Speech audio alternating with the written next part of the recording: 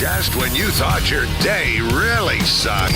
You suck. Here comes something to make it suck even more. It's a Lamont and Tonelli podcast. Well, look what the cat dragged in here, Paul. This, huh? Craig Shoemaker performing at Tommy T's Comedy Club in Pleasanton tonight, tomorrow, and on Sunday. And he's in the studio now. Craig, how you doing, My man? assistant just called me to tell me I'm on the bone right now. That's right. That's such a great assistant. Thanks for the reminder. I'm on the air. Hey, I follow you on Facebook. And you made absolutely, and you made me laugh out loud the other day. What'd I do? Because you had a story when they announced Jimmy Fallon was taking over the Tonight Show. Oh yeah, you read that? I had no idea that you knew Jimmy Fallon. Yeah, well, not only knew him, but well, tell the story. This is great. Don't preface it by saying it's great because everybody else is going. It's a great this story. better be good. Now. I'm waiting for a great story now. Yeah, I know.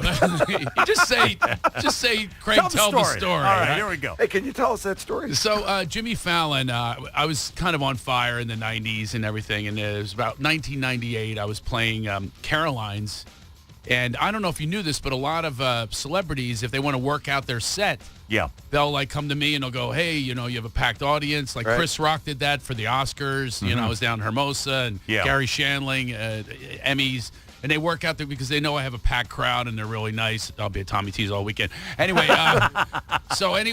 Jimmy Fallon, I was working in New York at Caroline's, sold-out show. And then he goes, hey, would you mind if I go on? And this is before he had done anything. Right. He goes, just going to do 10 minutes in the Saturday Night Live. People are here to see me. And I'm going, yeah, sure, Jimmy's such a nice guy. I go, yeah, sure. Yeah. And in the meantime, I'm acting nice, but I'm going, oh, wait till they see me. This little pisher here over. You turned it on that night. He's going to do 10 minutes. I'm doing an hour. Everyone in the place is there to see the Love Master see me. Right. I'm going, oh, Saturday Night Live, look out. Here's the new weekend update with the Love Master. Oh, I got your news right here, baby. I already have it planned out. Right. He goes on and he kills. He's got the guitar. He's rocking the house. And I'm 10 minutes. And he's just doing 10 minutes. Yeah. And I'm going, it's all right. I'll follow this. No problem. Right. I look out. 11 people all get up at once. All the Saturday Night Live people, they all got up to go sign him in the other room to a contract. Bye-bye. See you, Craig. 11 empty seats in an entire packed room of a standing ovation, but not one SNL person saw me.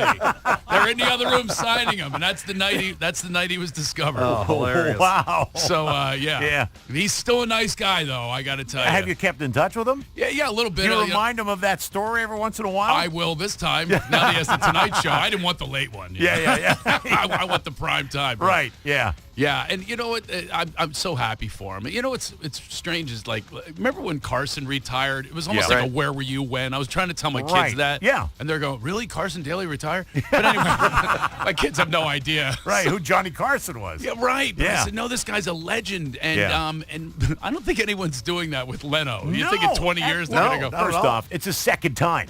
Well, not only that, are there any memories of Leno? Carson's got those videotapes, and they sell all the highlights. Are there any of Leno going, I've got a big head today, and I'm going to do my big head skit, and I'm on the street again. Here's a memorable moment you might want to buy it for $4.99. I mean, you never knew who he was if he ever got laid. You never knew if the guy ever got laid. Carson, you knew everything about his ex-wife. Right. Exactly. You knew everything. Yeah. But Leno is like, I bought a new car. Oh, boy, I'm on the edge of my seat. There's television you can't miss.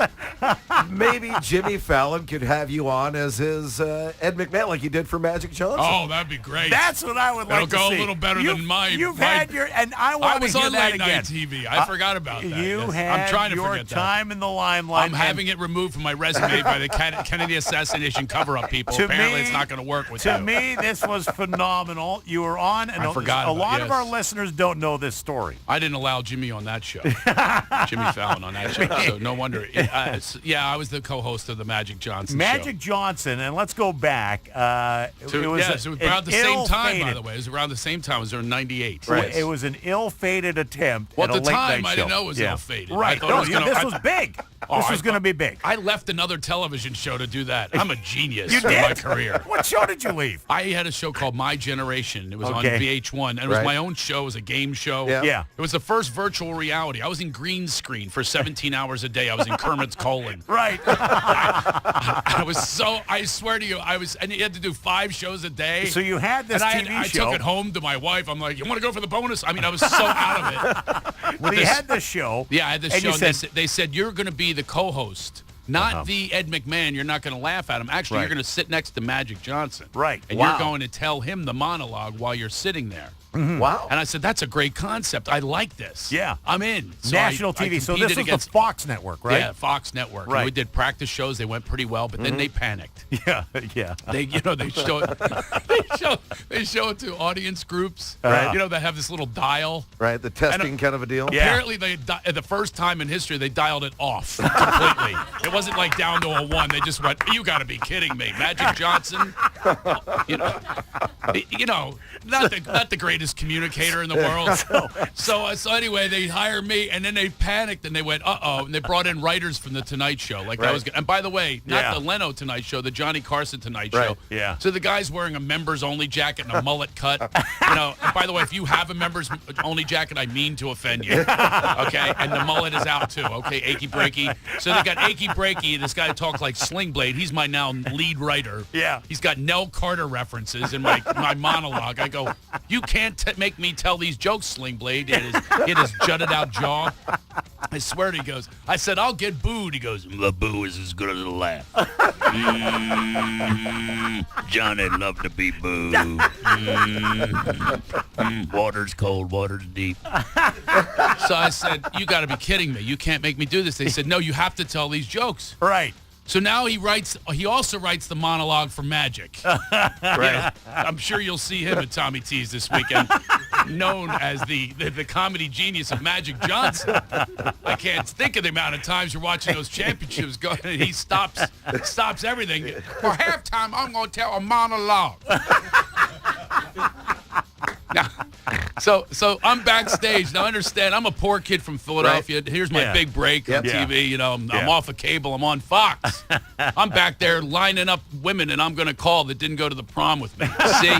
See what you missed. Exactly. Sling Blade writes the intro for me. I just won Comedian of the Year, all these big awards, couple Emmys. You're on fire. So I'm ready for the big intro. Now, here's the intro. Screaming crowd. By the way, urban crowd. They love Magic Johnson. Oh, yeah. Sheila E. is the band leader. Yeah. And he goes, all right, everybody, now let's get the show started with my co-host.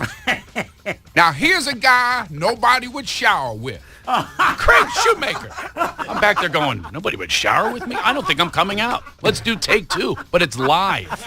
It's live. I have to come out. So I come out, and I have a really bad walk, and I'm self-conscious about it. It's like a piston. What do you mean you have a bad walk? It's a horrible walk. I bounce when I walk, and I'm leaning forward. My head enters the room 2 minutes before the rest of my body. So I'm there. Everybody always puts the same music to it since 8th grade.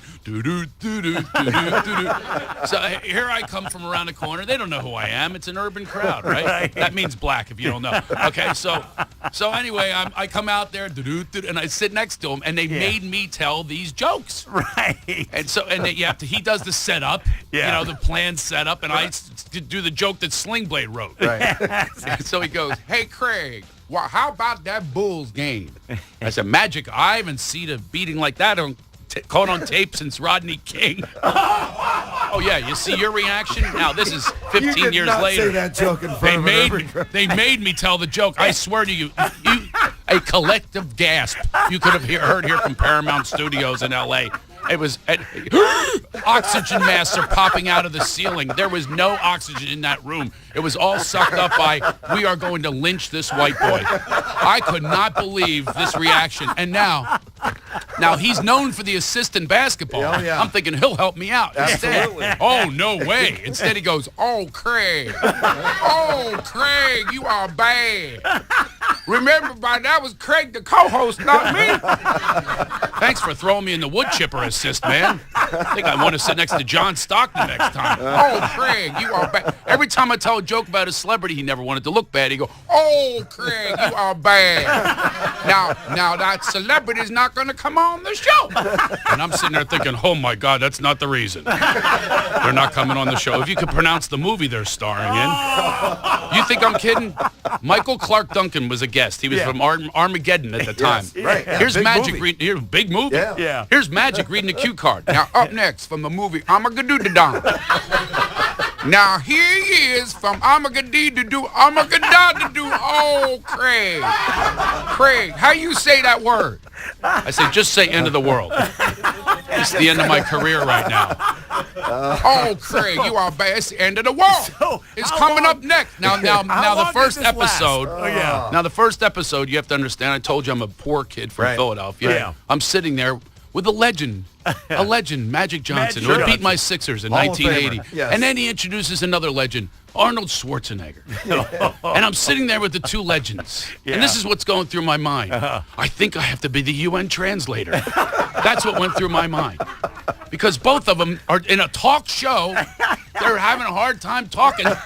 And the whole time they're talking, it's about themselves, about how great they are as humanitarians. I won't say philanthropy because they can never pronounce that word. Philanthropy.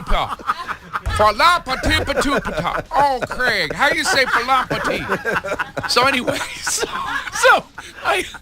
so I'm sitting there, and this is their actual conversation. Arnold, the reason I had you as a guest on my premier talk show, you make a lot of money for a lot of the needy people. Folks, do he give it up for the needy people? The people are screaming, yes, he gives it up for the needy. No, Magic, you're the one who give all the money back.